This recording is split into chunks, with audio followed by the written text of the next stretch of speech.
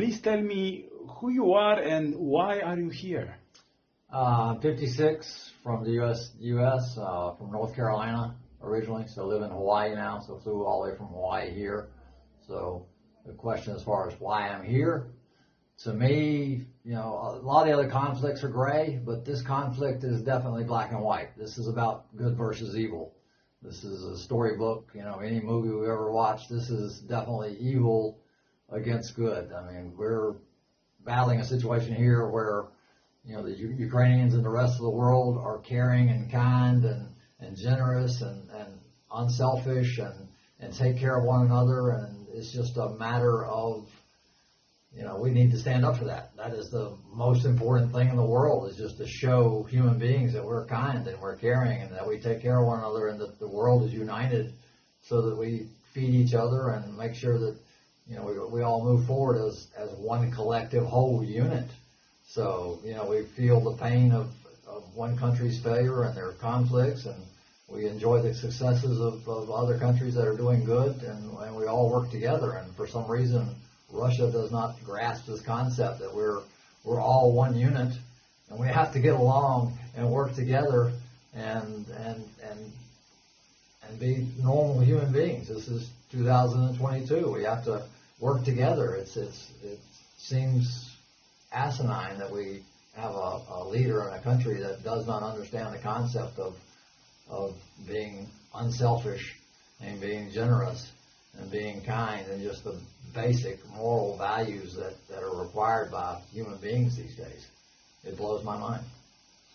And what are you doing here in Ukraine?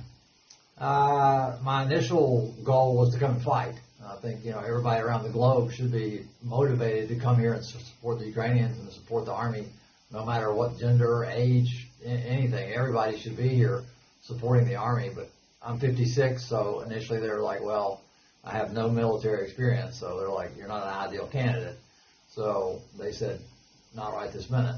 So plan B was to come here to Kyiv and promote getting more people here. You know, we need thousands and thousands and thousands of people here fighting with the Ukrainians. We need, you know, we've got 190 countries around the world, and we need thousands from all of them. If the governments will not send their official military, then we civilians have to pick up the torch and make this thing happen. And we've gotten some wonderful people here, but it's a small fraction of the number that should be here. If we have 5,000, you know, to 10,000 people here fighting, you know, that is just a minuscule amount of the 5 billion people on the globe. You know, we need everyone here fighting. That's why I'm in Kyiv. So every project that I promote is about getting people here to support the Ukrainians. We were at a critical juncture in this war where we are sitting on the fence as far as whether good or evil is going to win. You know, right now we're looking at a situation where the world is waning and it's thinking that this is important or not. And we're at a point where, you know, all right, are we going to stand for humanity, for human rights, for everything that is good with the world?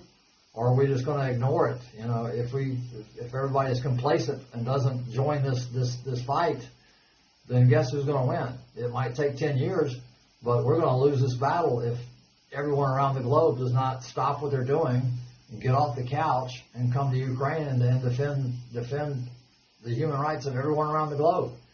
This is the most important thing going on in the world today. So sitting around and letting life go on as normal and complaining about gas prices and complaining about, you know, your luxury life in whatever country you live in is unacceptable.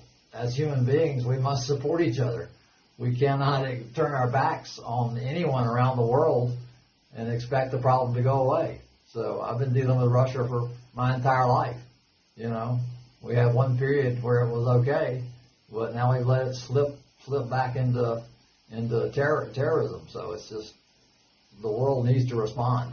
You know, why world leaders are not sending military is beyond me. We're going to have to elect new leaders the next go around that have a backbone and that, you know, have the fortitude to say, hey, we're not going to tolerate this type of behavior. This type of behavior is unacceptable anywhere, any place, you know. So it's totally unacceptable. And why people are not responding, I do not know. What impressed you the most since you are here? My trip to Irpin was pretty emotional. So, going and seeing the buildings that were burned and destroyed and things of that nature. I think more emotional for me is just talking to the guys that have come here. When you talk to a 20-year-old guy that sold everything he owns to come here to fight, that is heroism. He's coming here to risk his life for humanity, for the Ukrainians. Guys that sell everything they own to come here and support the Ukrainians while others sit at home and do nothing. It's totally mind-blowing how we have this divide of people that are selfless and courageous and wonderful and willing to sell everything they own to come here and support, keep people from getting killed, to shelter kids and protect Ukrainians, and others that just, want to sit at home and not. It's just, it's an indictment of our entire human society to say, hey, where do we stand?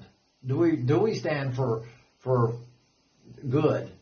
Or do we just not care? I mean, does the world not care? That's the feeling that I wrestle with every day. Every day in my interactions with everybody. Every one of us is responsible for the outcome of this war. Every one of us. By our actions and what we do. And, when I call back home and say, hey, I need $5 so I can, put enough money together to get a vest for a Ukrainian, and I get no response, I'm like, I'm not sure that the world is as wonderful as I once thought it was. I had thought that everyone would respond, very generously and unselfishly, and you don't have to come, but, if I ask for $5 to buy a vest to save a Ukrainian life, it seems like that would be a no-brainer, but I increasingly get more disappointed in humanity, and I'm beginning to question whether or not we're going to end up on the right side of this equation. So you are working with the International Legion? Yes. And you are trying to convince people to help, to donate, and to join? Yeah. My final question is, what would you say to the people in order to convince them to join the International Legion, or to donate for it, or to be involved in the humanitarian aid to Ukraine? Right. It's just extremely important, the whole thing. As far as joining the military, yes, if you have some military experience or know people with military experience, encouraging them to come and fight. We have units all over the place. So, there were some leadership issues initially, but we've got so many units available to us: Georgian, Crimean, Ukrainian, Territorial Defense, Foreign Legion. We have, so many paramilitary groups. I put a 74-year-old Japanese guy in a unit. So, we have girls in units. So we have two girls that are in the unit up the street. So any gender, any age, any skill level to no skill level. But yeah, if you want to fight, come here and see me, and I'll put you in a unit so you can go fight. But regardless of that, we should have thousands upon thousands of people standing here with the Ukrainians. This Maiden Square, Independence Square, we should have millions of people in this square, filling the square from every country around the world. And while we don't, I don't understand. I'm here every day with all the flags from all the supporting countries, with the memorials for the people that have died. And, I've had several people come, but just a handful, So it blows my mind that I'm standing here alone without thousands of people from every country, from Asia, from Africa, from Australia, from Canada, from everywhere in South America, every place. Europe. Europe, everywhere. We need everybody here.